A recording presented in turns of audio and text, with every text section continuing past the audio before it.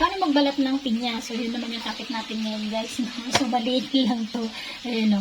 Maliit lang to. Yun. Tara, guys, samahan nyo ako magbalat ng pinya or para may pakita ko sa inyo kung paano ako magbalat ng pinya. So, una, hiniwa ko yung magkabilaan, yung bandang ibaba at saka bandang taas, yung may hawakan na dahon. So, since maliit lang siya, kaya mas madali ko siyang balatan kasi mabilis lang siyang mabalatan. Ayan, no? Importante dyan, matalim yung kutsilyo na gagamitin yung pambalat para dire-diretso yung kanyang pagbabalat. Ayan guys, so habang nagbabalat or naghihiwa yung kanang kamay ko, yung kaliwang kamay naman yung nakasuporta.